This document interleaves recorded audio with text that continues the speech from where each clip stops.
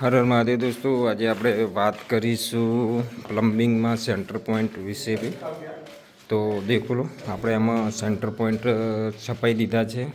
તો જોઈ શકો છો આ દોરી આપણે સેન્ટર પોઈન્ટ છપાયા છે અને વચ્ચેવાળું આપણે 2x2ની ટાઇલ્સ લાગી છે અહીંયા.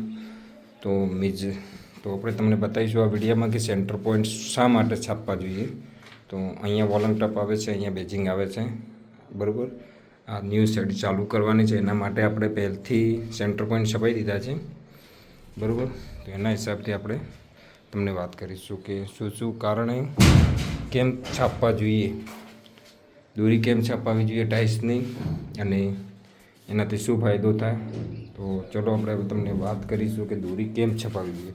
તો શું પહેલાં તો કોઈ બી પ્લમ્બર આવે તો એને નળ ઊંચા નીચા થઈ જતા હોય, બરાબર. ઊંચા નીચા થઈ જતા હોય પછી નળનું કમ્પ્લીટ મેજરમેન્ટ મળે નહીં, બરાબર. તો આપણે અહીંયાથી 2 ફૂટી મરાવી છે, બરાબર. જેટલું ફ્લોરિંગ આવતું હતું 7-6 ઇંચ, બરાબર, એ કાપીને આ 2 ફૂટે આપણે દોરી મરાવી છે ટાઇલ્સના હિસાબથી. તો એનું મેઇન રીઝન એક જ કે આપણને ફ્લોરિંગનું માપ મળ્યું રહે, પ્લસ કામ કરવામાં આપણે હેરાન ના થઈએ.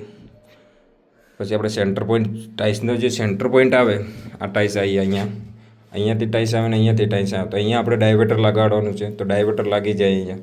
તો ટાઇલ્સનું નુકસાનમાં ના થાય, અને વધારે કટિંગ થઈ જતું હોય તો આપણે ડીશ મારતા હોય, ડીશથી બહાર કટિંગ દેખાતું હોય ટાઇલ્સ પર, તો આનાથી વધારે કટિંગ પણ ના થાય અને કામ પણ સારું દેખાય. ટાઇલ્સમાં બી વચમાં ના આવે, અને ટાઇલ્સ વચમાં હોલ હોય તો ટાઇલ્સ તૂટવાની સંભાવના રહે, કારણ કે મોટી ટાઇલ્સ હોય, કેમિકલમાં લાગતી હોય, એટલા માટે તૂટી જતી હોય.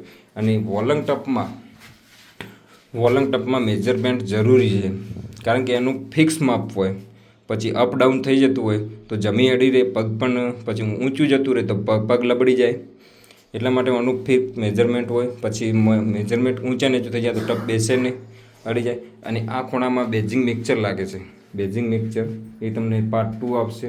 કેવી રીતે આપણે ફિટિંગ કર્યું છે, આ બાથરૂમમાં કેવી રીતે શું ફિટિંગ હશે, એ પાર્ટ 2માં આવશે. તો બરાબર, એટલા માટે સેન્ટર પોઈન્ટ ઘટાડ્યા છે. સેન્ટર પોઈન્ટ ઘટાડવાનું મેઇન રીઝન એક જ કે ટાઇલ્સના ઓધામાં પોઈન્ટ આવે એટલા માટે, બરાબર. એટલા માટે ટાઇલ્સનું મેજરમેન્ટ કરવામાં પહેલથી દોરી છાપવામાં આવે છે કે અહીંયા મારી ટાઇલ્સ આવે છે. એ હિસાબથી આપણે પ્લાસ્ટર નથી કરેલું, પ્લાસ્ટરનું માઇનસ કરી પ્લાસ્ટરવાળો હાજર હતો, કોન્ટ્રાક્ટર ટાઇલ્સવાળો, અને હું પ્લમ્બર પોતે કમ્પ્લીટ કરીને પછી જ આપણે સેન્ટર પોઈન્ટ કાઢ્યા છીએ. તો ચલો તમને બીજા બાથરૂમનું બતાવી દઈએ. તો પ્લમ્બિંગના લગતો તમામ આપણે પ્લમ્બર બ્લોગની અંદર વિડીયો આવતા રહેશે. તો આ ટાઇલ્સવાળો આપણે ફ્લોરિંગ નીકાળી રહ્યો છે, જોઈ શકો છો તમે. દેખો, કમ્પ્લીટલી સેન્ટર પોઈન્ટ છપાય છે. અહીંયા બાથરૂમ છે, અહીંયા ડાયવેટર લગવાનું, અહીંયા બેજિંગ મિક્સચર આવે છે, આ ખૂણામાં જ અહીંયા બેજિંગ મિક્સચર આવશે. ચાલો.